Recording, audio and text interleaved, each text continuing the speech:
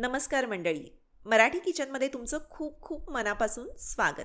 बाहेर मस्त गार वारा सुटलाय आणि रिमझिम असा पाऊस देखील पडतोय. मध्येच पाऊस मोठा होतोय. अशा पावसाळी हवेत जर का एखादी भजी, कुरकुरीत अशी भजी खायला मिळाली तर काय मजा येते ना. तर आज आपण करणार आहोत कॉर्नची मस्त कुरकुरीत अशी भजी. मुलांपासून ते मोठ्यांपर्यंत सगळ्यांना ही भजी खूप खूप आवडेल आणि प्लेट कधी फस्त होईल ते तुम्हाला कळणारही नाही. चला तर मग फारसा वेळ न घालवता लगेच रेसिपीला सुरुवात करू. तर सगळ्यात आधी आपल्याला अर्थातच कॉर्न लागणार आहे. कॉर्नचे आपण बरेचसे पदार्थ करतो. खास करून पावसाळी हवेत कॉर्न खायला मस्त वाटतं. नुसते वाफवून जरी खाल्ले तरी अतिशय छान लागतात. याशिवाय त्याच्यापासून कॉर्नचे पॅटीस म्हणा, कॉर्नचे कटलेट म्हणा, चीज बॉल्समध्ये कॉर्न टाकले तरी अतिशय सुंदर लागतात. पण ही जी भजी आत्ता आपण करतोय ना, ती करायलाही अतिशय झटपट होते. आणि साहित्य म्हणाल तर साहित्यही फारसं लागत नाही. अगदी घरात जे उपलब्ध साहित्य आहे त्याच्यामध्ये तुम्ही ही भजी करू शकता. आत्ता म्हणाल तर आत्ता देखील तुम्हाला ही भजी माझ्यासोबत करून खाता येईल. तर काय केलं, हे कॉर्न सोलून घेतले. त्यानंतर आता जर पटकन याचे दाणे काढायचे असतील तर सरळ याप्रमाणे चाकून वरपासून खालपर्यंत हे असे कापून घ्या. 2 ते 3 वेळा चांगलं असं दाबून कापून घ्या. व्यवस्थित सगळे दाणे जे ते निघाले पाहिजेत, किंवा नेहमी आपण जसे दाणे सोलून घेतो तसे सोलून घेतलेत तरीसुद्धा चालतील.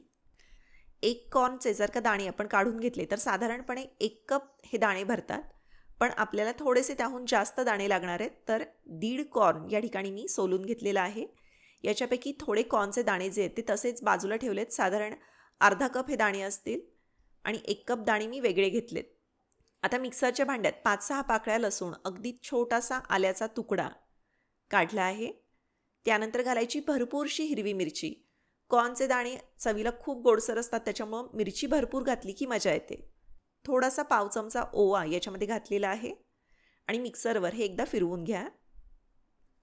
आता याच्यामध्ये जे 1 कप कॉर्न, आपण जास्त कॉर्न बाजूला ठेवले होते ना, ते घातले. याच्यामध्ये पाणी वगैरे घालायचं नाही आहे आणि मिक्सर फक्त एकदा दोनदा बंद चालू करत फिरवून घ्यायचा. खूप जास्त वेळ याला वाटायचं नाही, नाही तर अगदी एकसारखी बारीक अशी पेस्ट होते. आपल्याला तशी नको आहे.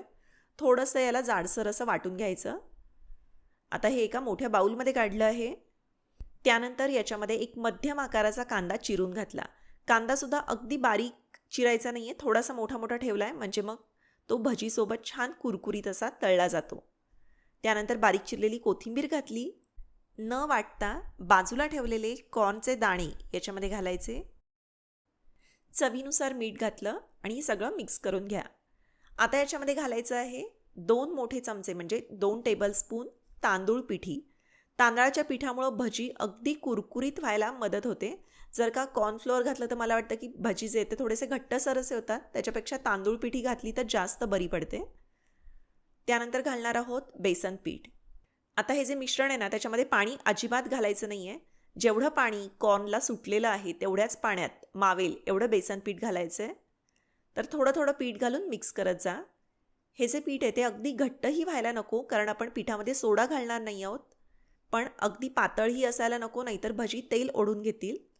याचे व्यवस्थित पकोडे सोडता येतील इतपत पीठ जे आहे ते तुम्ही तयार करून घ्या. मी याच्यामध्ये 1/4 कप बेसन पीठ घातलेलं आहे. तुम्ही पाहू शकता हे असे पीठ जे आहे ते हलकं आहे, खूप जास्त घट्टही नाही आहे. आता हे जे पीठ आहे ना, ते भिजवून वगैरे आधी ठेवायचं नाही आहे, नाहीतर याला पाणी सुटतं. पीठ भिजवून झालं, पीठ तयार झालं की लगेच याचे भजी करायला घ्यायचे आहेत. मी पीठ भिजवण्यापूर्वीच कढईमध्ये तेल तापायला ठेवलं होतं. तेल असं व्यवस्थित तापलेलं आहे. आता या तेलामध्ये थोडं थोडं पीठ घ्यायचं आणि हलक्या हातानं तेलात सोडायचं आणि याप्रमाणे छोटे छोटे याचे पकोडे करून घ्या. कुठलाही आकार विशेष द्यायचा नाही आहे किंवा खूप दाबून सोडायचं नाही आहे. हलक्या हातानं सोडायचं, म्हणजे मग कॉर्नचे जे दाणे आहेत ते तळताना वर येतात आणि भजीमध्ये तळल्यानंतर ते मस्त कुरकुरीत असे लागतात. मध्यम आचेवर भजी तळून घ्या. कुठलाही सोडा वगैरे न घालता सुद्धा भजीचे आहेत ते अतिशय छान हलके फुलके आणि कुरकुरीत होतात. आता सगळ्यात महत्त्वाची गोष्ट, ही जी भजी आहे ना, त्याच्यामध्ये कॉर्न आपण घातलेले आहेत. कॉर्नमध्ये पाण्याचा अंश असतो, त्याच्यामुळे जेव्हा आपण हे तळतो तेव्हा हे कॉर्नचे दाणे तळताना उडण्याची शक्यता असते. त्यामुळं काय करायचं, एखादी अशी जाळी किंवा चाळणी किंवा एखादं ताट समोर धरून भजी जे ते तळून घ्या, जेणेकरून कॉर्नचे दाणे उडाले तरी लागणार नाहीत. मी भजी तळून घेताना कॉर्नचे दाणे उडाले नाहीत, पण काळजी घेतलेली केव्हाही चांगलं.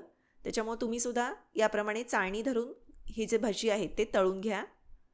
हे बघा छान कुरकुरीत होईपर्यंत यांना सोनेरी रंग येईपर्यंत हे तळून घ्यायचं. यातले बाहेर आलेले कॉर्नचे दाणे तळल्यानंतर अतिशय सुंदर असे लागतात, कुरकुरीत लागतात. बाहेर मस्त पाऊस पडत असताना छान अशा गरमागरम भजींचा आस्वाद घ्यायला अतिशय छान लागतं. टोमॅटो केचपसोबत खाऊ शकता किंवा नुसतीही खाल्ली तरीसुद्धा अतिशय छान लागतात. लहान मुलांनासुद्धा आवडेल असा प्रकार आहे. तुम्ही पाहू शकता अतिशय कुरकुरीत झालेली आहेत. त्याचप्रमाणे याची रेसिपी तुम्हाला कशी वाटली ते जरूर कळवा. आणि हो, ही भजी जर का तुम्ही केलीत तर कशी झाली ते कळवायला विसरू नका. व्हिडिओ आवडला तर व्हिडिओला लाईक करा. व्हिडिओची लिंक तुमच्या मित्रमैत्रिणींसोबत, नातेवाईकांसोबत जरूर शेअर करा. धन्यवाद.